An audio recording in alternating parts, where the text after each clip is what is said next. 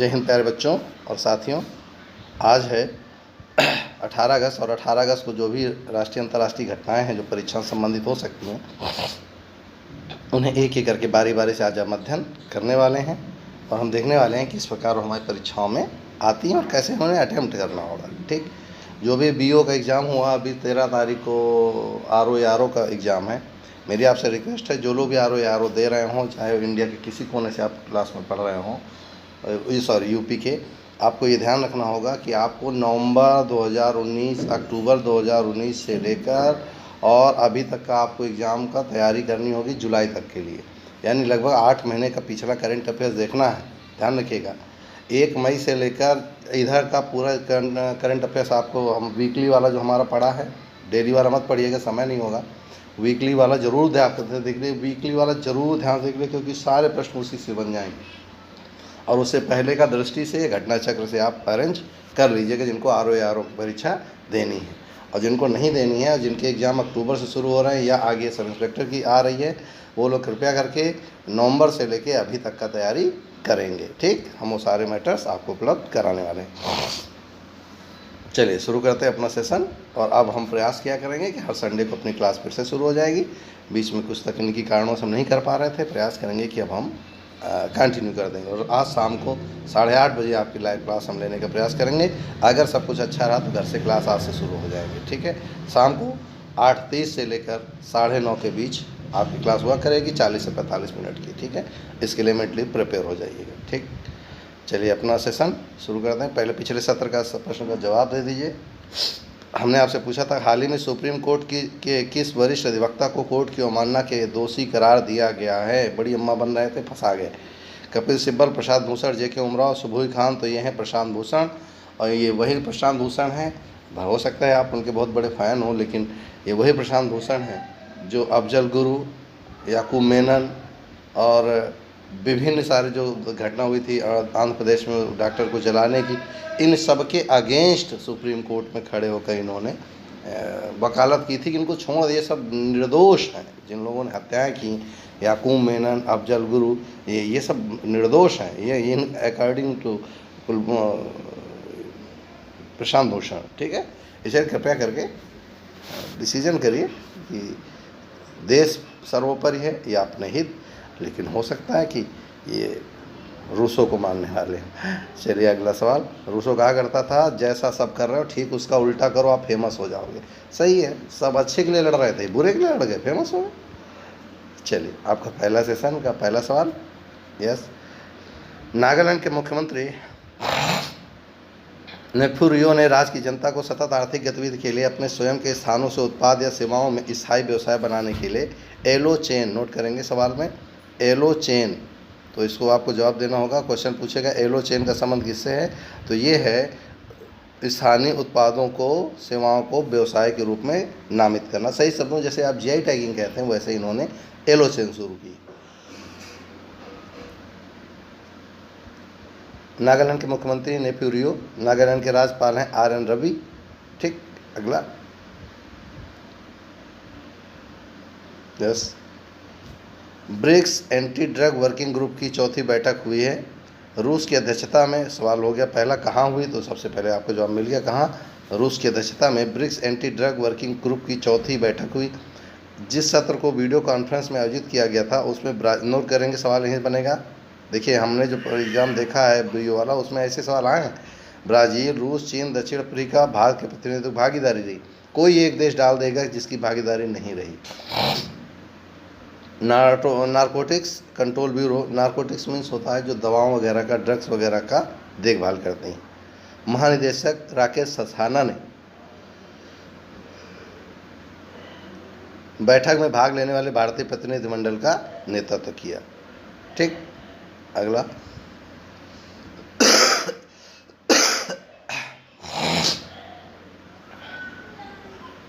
अगला है, HDFC bank ने भारतीय सशस्त्र बल के जवानों के लिए सौर KGC कार्ड लॉन्च किया है। नोट करेंगे, सौर KGC कार्ड लॉन्च किया है। कार्ड सैन्य और अर्धसैनिक कर्मियों के लिए क्रय ऋण की पेशकश करेगा। यह 45 लाख से अधिक भारतीय सशस्त्र बलों के कार्मिकों के लिए लॉन्च किया गया अपनी तरह का पहला उत्पाद होगा। ठीक, यानी कि अगर लौट कर कोई भी जो हमारा डिफेंस का कर्मचारी है और या सोल्जर है जो लौट के बाहर अब गांव आता है और खेती करना चाहता है और बेहतर खेती करना चाहता है, तो एचडीएफसी बैंक ने इसके लिए केजीसी कार्ड लॉन्च किया जिसका नाम रखा सौर केजीसी कार्ड। ठीक, तो एचडीएफसी बैंक का भैया है, तो एचडीएफसी बैंक का मुख्यालय कहाँ है? मुंबई। और एचडीएफसी बैंक की टैग लाइन है we understand your world, we understand your world. ठीक, अगला है, चलिए इसको देख लीजिए।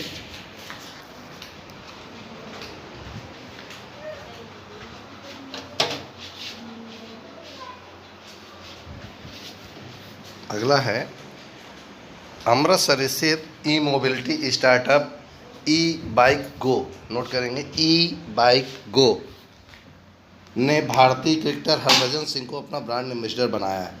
वह कंपनी को अपग्रेड करने में मदद करने के साथ साथ कंपनी की वेबसाइट और सभी मीडिया में अभियानों में सक्रिय भूमिका निभाएंगे। तो आपसे पूछेगा ई बाइक गो क्या है, तो ध्यान रखिएगा जैसे हमारे यहाँ ओला होता है ऐसे ही वहाँ पर ऑनलाइन बाइक आपको प्रोवाइड कराई जाती है, ओला भी प्रोवाइड कराती है। यस,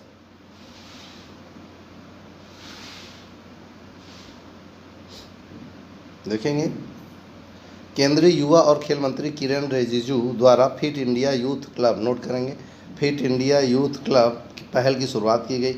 अब यहाँ से सवाल नहीं पूछेगा फिट इंडिया यूथ क्लब क्या है, ये देखिए। तो ये क्या है, फिट इंडिया यूथ क्लब एक राष्ट्रव्यापी पहल है जिसे नागरिकों के बीच फिटनेस को बढ़ावा देने के लिए शुरू किया गया है। इस कार्यक्रम में राष्ट्र भर में फिटनेस की प्रासंगिकता के बारे में व्यापक जागरूकता पैदा करने के लिए युवाओं की क्षमता का उपयोग करने की परिकल्पना की गई है। यानी कि एक लाइन में कहा जाए तो नागरिकों में फिटनेस को बढ़ावा देने के लिए शुरू।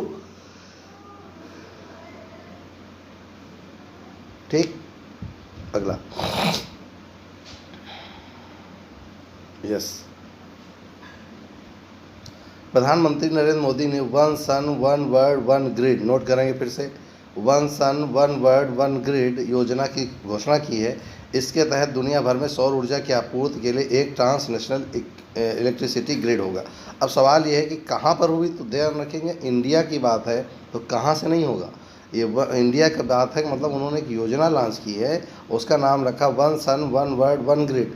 तो आप सवाल पूछेंगे विश्व में सूर्य तो एक है भैया, तो ग्रिड भी एक होना चाहिए, सब लोग साझा संस्कृति विद्युत को बनाएं, इसके लिए शुरू की गई है। अब ये सवाल क्या बनेगा, one sun one world one grid कब शुरू भी नहीं पूछेगा, क्या है, तो ये है दुनिया भर में सौर ऊर्जा की आपूर्ति के लिए एक ट्रांसनेशनल इलेक्ट्रिसिटी ग्रिड बनाना, यानी पूरी दुनिया किसी एक ग्रिड से संचालित हो, या यूँ कहें कि एक तरीके से संचालित हो, एक से तो नहीं हो सकती, एक तरीके से संचालित हो। चलिए देखिए इसको जल्दी से।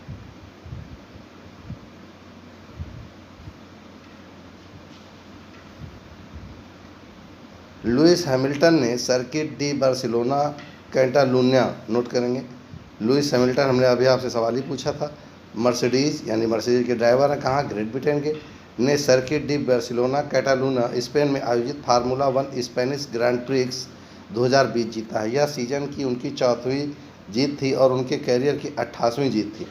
मैक्स वेस्टप्पन रेडबुल नीदरलैंड दूसरे स्थान पर आए हैं और तीसरे स्थान पर वाल्टेरी बोल्टास रहे, मर्सिडीज फिनलैंड। यही तीनों लोगों के बीच भयंकर टक्कर चल रही इस समय फार्मूला वन की रेसिंग को लेकर। ठीक,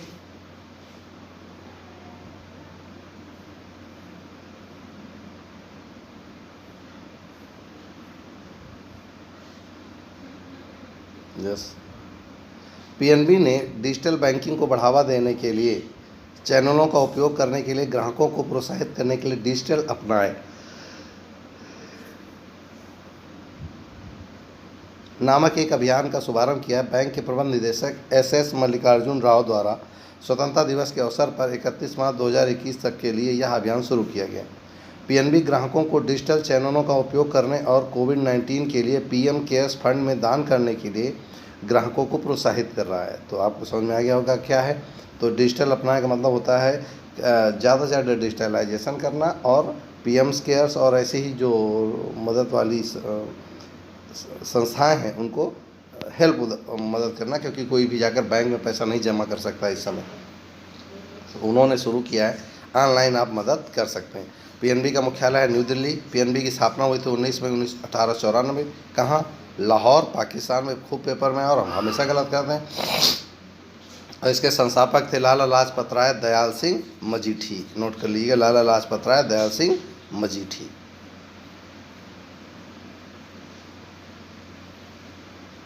चलिए, इस व्यक्तित्व का भी मैदान से जाना तय। यस, भारतीय बल्लेबाज सुरेश रैना ने अंतर्राष्ट्रीय क्रिकेट से संन्यास की घोषणा कर दी है। उन्होंने 2005 में श्रीलंका के खिलाफ अंतर्राष्ट्रीय क्रिकेट में डेब्यू किया था और अपने लगभग 13 वर्षों के लंबे क्रिकेट कैरियर में भारत के लिए 226 एक दिवसीय मैचों में, 78 T20 वनडे इंटरनेशनल में और 18 टेस्ट मैच खेले। उन्होंने अंतर्राष्ट्रीय क्रिकेट में सभी प्रारूपों में कुल 7,787 रन बनाए। उन्होंने अपने अंतर्राष्ट्रीय कैरियर में 167 कैच लेने का कारनामा भी किया है, जो मैदान पर उनकी तेज़ी और फिटनेस को दर्शाता है। ठीक। यस, प्रधानमंत्री नरेंद्र मोदी ने 74वें स्वतंत्रता दिवस के अवसर पर प्रतिष्ठित लाल किले पर राष्ट्रीय ध्वज फहराया और लगातार 7वीं बार स्वतंत्रता दिवस भाषण दिया। नोट करेंगे अब इस बार का कौन सा स्वतंत्रता दिवस था? 74वां ना। 1 घंटे 26 मिनट लंबे भाषण में Atmanirbhar Bharat, local to vocal और make in India to make forward जैसे ये नया वर्ड है, ध्यान रखिए। मेक इन इंडिया तक तो सुना था, make in India make forward यानी बनाओ भारत में पूरे विश्व के लिए जैसे विषयों पर ध्यान केंद्रित किया था। यह आता छोटा सेशन, क्योंकि अधिक घटनाएं थी नहीं उस दिन, इसलिए इतनी घटनाओं का आपको सरोकार होना चाहिए। चलिए जल्दी से देख लीजिएगा। पूर्व क्रिकेटर और यूपी के मंत्री चेतन चौहान का निधन, जाने उनके बारे में कुछ सच। पूर्व भारतीय क्रिकेटर और यूपी सरकार के कैबिनेट मंत्री चेतन चौहान का निधन हो गया है। वे 73 साल के थे। बता दें कि भारतीय पूर्व क्रिकेटर कोरोना पॉजिटिव भी पाए गए थे। कोरोना से संक्रमित होने के बाद चेतन चौहान को गुरुग्राम के मेदांता हॉस्पिटल में भर्ती कराया गया था। यूपी के मुख्यमंत्री योगी आदित्यनाथ ने सहयोगी मंत्री के निधन पर दुख जताया है। भारत के लिए 40 टेस्ट खेलने वाले चौहान के पत्नी और बेटा विनायक का उत्तर प्रदेश सरकार ने कैबिनेट मंत्री चेतन चौहान के निधन पर राजकीय शोक की घोषणा की है। वहीं प्रधानमंत्री नरेंद्र मोदी ने चेतन चौहान के निधन पर शोक जताया। सवाल ये नहीं था, सवाल यहाँ से होगा। चेतन चौहान भारत के ओपनर बल्लेबाज रहे थे। चेतन चौहान ने टीम इंडिया के लिए 1969 से 1978 के बीच 40 टेस्ट खेले थे। इसमें उन्होंने 31.54 के औसत से 2084 रन बनाए। उनका बेस्ट स्कोर 97 रन रहा। ठीक। इसके बाद उन्होंने 7 वनडे में 153 रन बनाए और चौहान और सुनील गावस्कर की ओपनिंग जोड़ी 1970 के दशक में काफ़ी सफल रही थी। दोनों ने मिलकर 10 शतकीय साझेदारियां की और 3000 से ज़्यादा रन बनाए। चेतन चौहान घरेलू क्रिकेट में दिल्ली और महाराष्ट्र की टीम से खेले थे। उन्होंने अपना पहला टेस्ट मैच 25 दिसंबर 1969 में न्यूजीलैंड टीम के खिलाफ खेला था।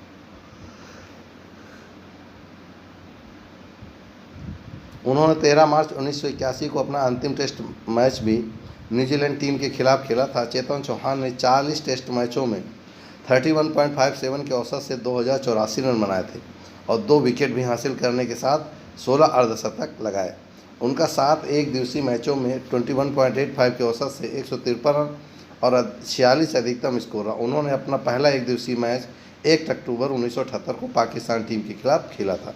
ये सब कोई आपको सवाल के जवाब नहीं देने, ये केवल उनके लिए बेसिक जानकारी है कि आखिर वो थे कौन। नए लोग तो उनको जानते भी नहीं। चेतन चौहान योगी आदित्यनाथ सरकार के दूसरे मंत्री जिन्होंने कोरोना संक्रमण के कारण दम तोड़ा। इससे पहले 2 अगस्त 2020 को प्रदेश की प्राविधिक शिक्षा मंत्री कमल रानी वरुण ने संजय गांधी पीजीआई में दम तोड़ा था। मंत्री कमल रानी को पहले से ही डायबिटीज़, हाइपरटेंशन व थायराइड से जुड़ी समस्या थी। ठीक। चेतन चौहान का राजनीतिक सफ़र क्या है सुनेंगे। चेतन चौहान का जन्म 21 जुलाई 1947 को हुआ था। उन्होंने भारतीय जनता पार्टी के टिकट से साल 1991 में अमरोहा में चुनाव लड़े और वे वहाँ से सांसद चुने गए। साल 1998 में चेतन चौहान एक बार फिर सांसद चुने गए। उन्होंने साल 1999 और 2004 के लोकसभा चुनाव में भी अपनी किस्मत आजमाई, लेकिन हार का सामना करना पड़ा। फिलहाल वे अमरोहा जिले के नगौवा विधानसभा के विधायक थे। ठीक। ये था उनका कैरियर, उनकी जानकारी। गायकी के रसराज नहीं रहे, ये बहुत महत्वपूर्ण था, इसलिए हम आपके लिए लेकर आए। गायकी के रसराज ने सुरों की दुनिया से आज रुखसत ले ली। जाने माने शास्त्रीय गायक पंडित जसराज का 90 साल की उम्र में कार्डियक अरेस्ट की वजह से निधन हो गया। वह पद्म विभूषण पंडित जसराज पिछले कुछ समय से अपने परिवार के साथ अमेरिका में ही थे। जसराज के सम्मान में ग्रह का नाम रखा गया था। सितंबर 2000 ये क्वेश्चन पूछेगा किसके सम्मान में एक प्लैनेट का नाम रखा गया था, तो वो थे पंडित जसराज। सितंबर 2019 में पंडित जसराज को अमेरिका ने एक अनूठा सम्मान दिया और 13 साल पहले खोजे गए एक ग्रह का नाम उनके नाम पर रखा गया। 82 साल की उम्र में उन्होंने अंटार्कटिका के दक्षिणी ध्रुव पर अपनी प्रस्तुति दी थी। ठीक,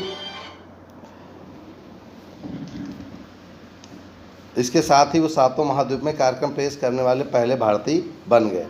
मधुराष्टम उन्हें प्रिय था।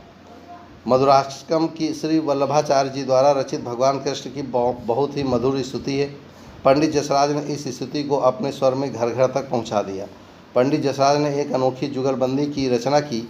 इसमें महिला और पुरुष गायक अलग अलग रागों में एक साथ गाते हैं। ये उनकी उपलब्धि थी। ठीक, ये था हमारा सेशन। जल्दी से जवाब दे दीजिएगा। आज के लिए अभ्यास का प्रश्न आपका, अभी हाल ही में किस राज्य ने अरुणोदय, नोट करेंगे, अरुणोदय महिला सशक्तिकरण योजना शुरू की है? तो भैया आपको बताना है कि किस राज्य ने अरुणोदय महिला सशक्तिकरण योजना प्रारंभ की। मेघालय, मिजोरम, त्रिपुरा या असम, इनमें से किस राज्य ने योजना प्रारंभ की? उम्मीद है आपको सेशन अच्छा लगेगा, आप इसे तैयार कर लेंगे, नोट बना लीजिएगा ताकि परीक्षाओं में इनका उपयोग कर सकें। ठीक, बाकी के लिए वीकली वाला जरूर पढ़ते रहिएगा, आपके भविष्य के लिए बहुत आवश्यक होगा। ठीक, आज फिलहाल इतना ही, मिलते हैं नेक्स्ट वीडियो में नई उम्मीद के साथ, नए जोश के साथ। फिलहाल जय हिंद।